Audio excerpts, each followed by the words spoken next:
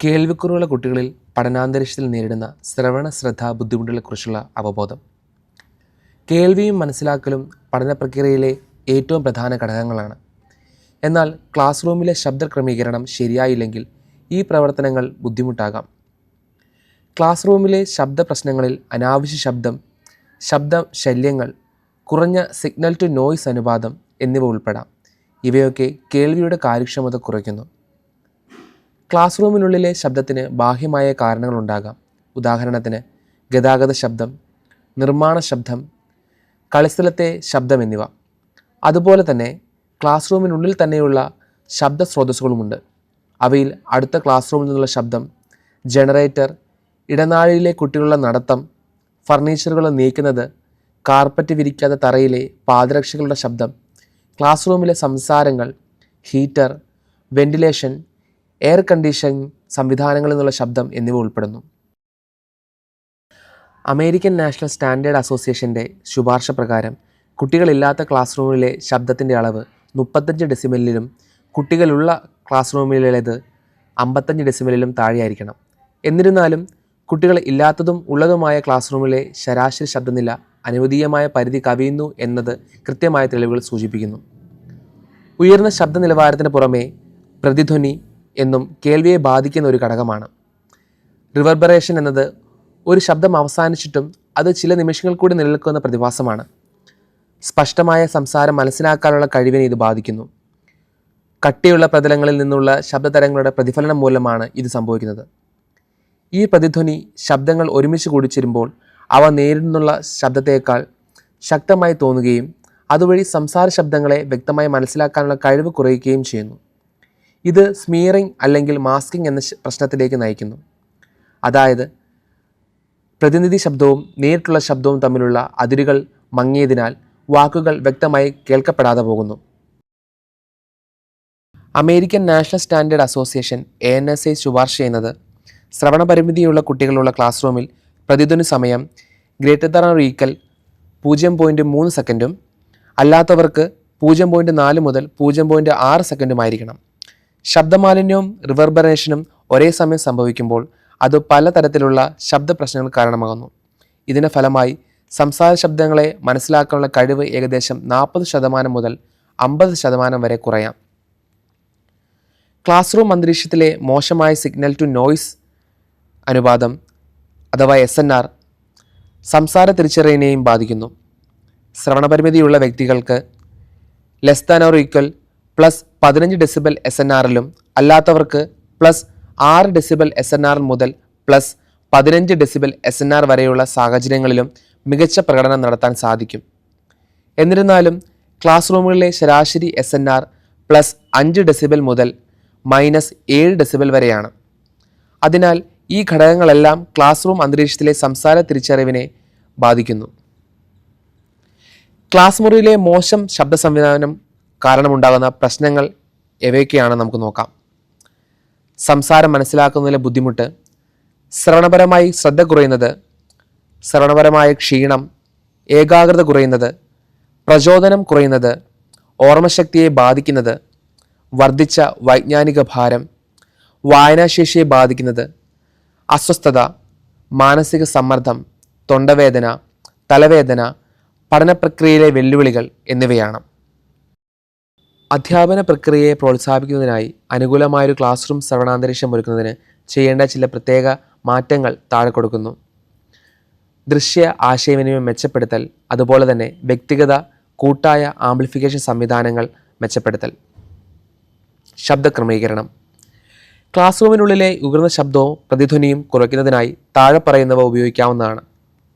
ശബ്ദം ആഗിരണം ചെയ്യുന്ന പാനലുകളും അക്കോസ്റ്റിക് ടൈലുകളും, ക്ലാസ് റൂമിന് ചുറ്റും ബുക്ക് ഷെൽഫുകൾ, കോർക്ക് കൊണ്ടുള്ള ബുള്ളറ്റിൻ ബോർഡുകൾ, തറയിൽ പരവതാനികളും കാർപ്പറ്റുകളും, ജനലുകളിൽ കർട്ടനുകൾ, ബ്ലൈൻഡറുകൾ, ഷെയ്ഡുകൾ, ഇരട്ടപ്പാളിയുള്ള ജനാലകൾ, ഭാരം കൂടിയ ഉറച്ച പാളിയുള്ള വാതിലുകൾ, തടിയിലുള്ള ഫർണിച്ചറുകൾ ഉപയോഗിക്കുക.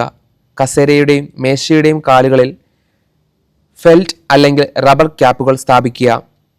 മേൽക്കൂരയുടെ ഉചിതമായ ഉയരം 9 മുതൽ 12 അടി വരെ ആയിരിക്കുക.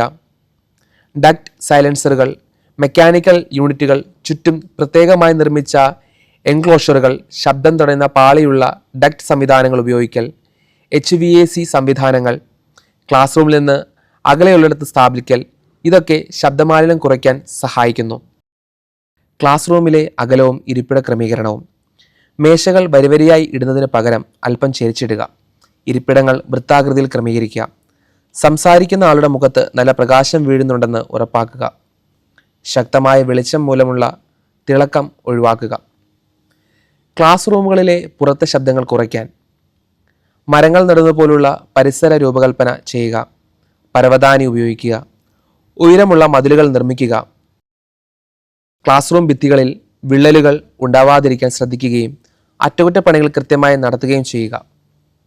വ്യക്തമായ സംസാരത്തിനായി ചുണ്ടുകളുടെ ചലനം അതിരുകടക്കാതെ വാക്കുകൾ വ്യക്തമായി ഉച്ചരിക്കുക. സംസാരത്തിൻ്റെ വേഗത മിതമായ രീതിയിൽ ക്രമീകരിക്കുക. ശബ്ദത്തിന് ചെറിയ തോതിൽ തീവ്രത നൽകുക. ഉത്സാഹത്തോടെ സംസാരിക്കുക. ഒപ്പം ശരീരഭാഷയും സ്വാഭാവികമായ ആംഗ്യങ്ങളും ഉപയോഗിക്കുക. വിഷയം മാറ്റുന്നതിന് മുമ്പ് മനസ്സിലാക്കിയോ എന്ന് ഉറപ്പുവരുത്തുക. സംസാരിക്കുന്ന ആളും കേൾവിക്കാരനും തമ്മിലുള്ള ദൂരം കുറയ്ക്കുക. കേൾവിക്കുറവുള്ള വിദ്യാർത്ഥിയും അധ്യാപകനും തമ്മിലുള്ള പരമാവധി ദൂരം 2 മീറ്ററിനും 6 മീറ്ററിനും ഇടയിലായിരിക്കണം. ദൃശ്യ ആശയവിനിമയം മെച്ചപ്പെടുത്താൻ പഠന സാമഗ്രികൾ വലിയ അക്ഷരങ്ങളിൽ എഴുതണം. വരികൾക്കിടയിൽ ഇരട്ട അകലവും ഉറപ്പാക്കുകയും വ്യത്യസ്ത നിറത്തിലുള്ള പശ്ചാത്തലം ഉപയോഗിക്കുകയും വേണം. വിദ്യാർത്ഥികളെ അസൈൻമെൻറ്റ് ബുക്ക് ഉപയോഗിക്കാൻ പ്രോത്സാഹിപ്പിക്കുക. മറ്റു മാർഗങ്ങൾ: വാക്കാലുള്ള നിർദ്ദേശങ്ങൾ നൽകുന്നതിന് മുൻപ് കുട്ടിയുടെ ശ്രദ്ധ ഉറപ്പാക്കുക. പുതിയ വിവരങ്ങളും പദാവലികളും മുൻകൂട്ടി പഠിപ്പിക്കുക. ആവശ്യാനുസരണം വിവരങ്ങൾ ആവർത്തിക്കുകയോ മറ്റൊരു രീതിയിൽ അവതരിപ്പിക്കുകയോ ചെയ്യുക. ക്ലാസ് റൂമിൽ അനാവശ്യ ചലനം കുറയ്ക്കുക. കുട്ടിയോട് പുറംതിരിഞ്ഞു നിന്ന് സംസാരിക്കാതിരിക്കുക. ഉറക്കെ വായിക്കുമ്പോൾ പുസ്തകം ഉപയോഗിച്ച് മുഖം മറയ്ക്കാതിരിക്കാൻ ശ്രദ്ധിക്കുക. നോട്ട് എഴുതാൻ ഒരാളെ അനുവദിക്കുക, അല്ലെങ്കിൽ കുട്ടിയെ പാഠങ്ങൾ റെക്കോർഡ് ചെയ്യാൻ അനുമതി നൽകുക. ഇടയ്ക്കിടെ കുട്ടി എന്തൊക്കെ മനസ്സിലാക്കി എന്ന് പരിശോധിക്കുക. കാഴ്ച, സ്പർശം, ചലനം മുതലായ നിരവധി രീതികൾ ഉപയോഗിക്കുന്ന മൾട്ടി മോഡൽ പഠന മാർഗങ്ങൾ സ്വീകരിക്കുക. പ്രായോഗികമായ പരീക്ഷണങ്ങളിലൂടെ വിശദീകരിക്കുക. വ്യക്തമായ ശബ്ദത്തോടും വ്യക്തമായ നിർദ്ദേശത്തോടും കൂടിയ സംസാര ശൈലി പിന്തുടരുക. വ്യക്തമായ സംസാരം കൂടാതെ വ്യക്തമായ നിർദ്ദേശങ്ങളും പരിശീലിക്കുകയും ഉപയോഗിക്കുകയും ചെയ്യുക. ഒരു സഹായ കൂട്ടായ്മ നടപ്പിലാക്കുക. നല്ല പ്രവൃത്തികൾക്ക് ധാരാളം പ്രോത്സാഹനങ്ങൾ നൽകുക. കേൾവിക്ക് അമിതമായ സമ്മർദ്ദം വരാതിരിക്കാൻ ഇടയ്ക്കിടെ വിശ്രമം നൽകുക. കേൾവിയുമായി ബന്ധപ്പെട്ടല്ലാത്ത പ്രവർത്തനങ്ങൾ ഉൾപ്പെടുത്തുക. ഫ്രീക്വൻസി മോഡുലേറ്റ് സംവിധാനം അഥവാ FM സംവിധാനം റേഡിയോ തരംഗങ്ങൾ ഉപയോഗിച്ച് സംസാരിക്കുന്ന ആളുടെ ശബ്ദ സിഗ്നലുകൾ നേരിട്ട് കേൾക്കുന്ന ആളുകളിലേക്ക് എത്തിക്കുന്നു. ഇത് 2 തരത്തിലുണ്ട്: വ്യക്തിഗത FM സംവിധാനമെന്നും ഗ്രൂപ്പ് FM സംവിധാനവും. ഇതിൽ പ്രധാനമായി 2 ഘട്ടങ്ങളാണുള്ളത്. FM ട്രാൻസ്മിറ്റർ മൈക്രോഫോൺ വഴി സംസാരിക്കുന്ന ആളുടെ ശബ്ദം സ്വീകരിക്കുകയും അത് റേഡിയോ തരംഗങ്ങൾ വഴി FM റിസീവറിലേക്ക് അയക്കുകയും ചെയ്യുന്നു. റിസീവർ ട്രാൻസ്മിറ്ററും റിസീവറും ഒരേ ചാനലിൽ ആയിരിക്കുമ്പോൾ ട്രാൻസ്മിറ്ററിൽ നിന്നുള്ള സിഗ്നൽ സ്വീകരിക്കുന്നു. ഇത് ഹിയറിംഗ് എയ്ഡുമായി കോക്ലിയർ ഇംപ്ലാന്റിനായോ നേരിട്ട് ബന്ധിപ്പിക്കാം, അല്ലെങ്കിൽ സ്വതന്ത്രമായി പ്രവർത്തിപ്പിക്കുകയും ചെയ്യാം. സൗണ്ട് ഫീൽഡ് ആംപ്ലിഫിക്കേഷൻ സംവിധാനത്തിൽ മൈക്രോഫോൺ ശബ്ദം മെച്ചപ്പെടുന്നതിന് ക്ലാസ് മുറിക്ക് ചുറ്റും സ്ഥാപിച്ചുള്ള ഉച്ചഭാഷണിലേക്ക് കൈമാറ്റം ചെയ്യപ്പെടുന്നു. ഇത് ശബ്ദ സിഗ്നലിനെ ഏകദേശം 8 മുതൽ 10 ഡെസിബൽ വരെ വർദ്ധിപ്പിക്കുകയും ഇതുവഴി അധ്യാപകൻ എവിടെയിരുന്നായാലും അല്ലെങ്കിൽ വിദ്യാർത്ഥി ഏത് സ്ഥലത്തുണ്ടായാലും ക്ലാസ് മുറിയിലുടനീളം ഒരേപോലെ ശബ്ദം വ്യക്തമായി കേൾക്കാൻ സഹായിക്കുന്നു. ഇൻഡക്ഷൻ ലൂപ്പ് സംവിധാനം സ്ഥിരമായി തറയിലോ സീലിംഗിലോ സ്ഥാപിച്ചിട്ടുള്ള ഒരു ഇൻഡക്ഷൻ ലൂപ്പ് വയർ സംസാരിക്കുന്നയാൾ ഉപയോഗിക്കുന്ന മൈക്രോഫോണുമായി ബന്ധിപ്പിച്ചിരിക്കുന്നു. മൈക്രോഫോൺ ശബ്ദ സിഗ്നലുകൾ പിടിച്ചെടുക്കുകയും വയറിൽ ഒരു വൈദ്യുത പ്രവാഹം സൃഷ്ടിക്കുകയും ചെയ്യുന്നതിലൂടെ ഒരു വൈദ്യുത കാന്തിക മണ്ഡലം ഉണ്ടാകുന്നു. ഇൻഡക്ഷൻ ലൂപ്പ് സംവിധാനം ഈ കാന്തിക മണ്ഡലം വഴി ഒരു ഓഡിയോ സിഗ്നൽ T കോയിൽ എന്ന ക്രമീകരണം ഉപയോഗിച്ച് ഹിയറിംഗ് എയ്ഡിലേക്കോ ഇംപ്ലാന്റിലേക്കോ നേരിട്ട് കൈമാറ്റം ചെയ്യുന്നു. ഇൻഫ്രാറെഡ് സംവിധാനം. ഈ സംവിധാനത്തിൽ മൈക്രോഫോൺ വഴി ശബ്ദം സ്വീകരിക്കുകയും ഇൻഫ്രാറെഡ് ട്രാൻസ്മിറ്റർ ഉപയോഗിച്ച് ഇൻഫ്രാറെഡ് പ്രകാശ തരംഗങ്ങൾ വഴി അത് റിസീവറിലേക്ക് കൈമാറ്റം ചെയ്യുകയും ചെയ്യുന്നു. കേൾവിക്കുറവുള്ള കുട്ടികൾക്ക് ശബ്ദം അനുരണനം, സിഗ്നൽ ടു നോയ്സ് അനുപാത നില കുറവ്, സംസാരിക്കുന്നതിൽ നിന്നുള്ള ദൂരം, അപര്യാപ്തമായ ശബ്ദശാസ്ത്രപരമായ ഗുണങ്ങൾ എന്നിവ കാരണം ക്ലാസ് മുറിയിലെ സാഹചര്യത്തിൽ സംസാരം മനസ്സിലാക്കാൻ പലപ്പോഴും ബുദ്ധിമുട്ടുകൾ നേരിടേണ്ടി വരുന്നു. ഇത്തരത്തിലുള്ള ക്ലാസ് റൂം ശബ്ദശാസ്ത്രം സംസാരം തിരിച്ചറിയുന്നതിനെ മാത്രമല്ല മനഃശാസ്ത്രപരവും സാമൂഹികപരവുമായ നേട്ടങ്ങളെയും ദോഷകരമായി ബാധിക്കും. അതിനാൽ ക്ലാസ് മുറിയിലെ ശബ്ദശാസ്ത്രപരമായ ചുറ്റുപാട് പരിഗണിക്കുന്നതും കേൾവിക്കുള്ള അന്തരീക്ഷം മെച്ചപ്പെടുത്തുന്നതിനുമുള്ള തന്ത്രങ്ങൾ നടപ്പിലാക്കുന്നതും അനിവാര്യമാണ്. ഇത്തരം ശബ്ദ പരിസരം കുട്ടികളുടെ കേൾവിയും സംസാരവും മാത്രമല്ല അവരുടെ മാനസിക സാമൂഹിക വളർച്ചയെയും ദോഷകരമായി ബാധിക്കുന്നു. അതുകൊണ്ട് ക്ലാസ് റൂമിലെ ശബ്ദ സംവിധാനത്തിൻ്റെ ഗുണമേന്മ ഉറപ്പാക്കുകയും വ്യക്തമായി കേൾക്കാനുള്ള മാർഗങ്ങൾ നടപ്പിലാക്കുകയും ചെയ്യുന്നത് അത്യന്താപേക്ഷിതമാണ്.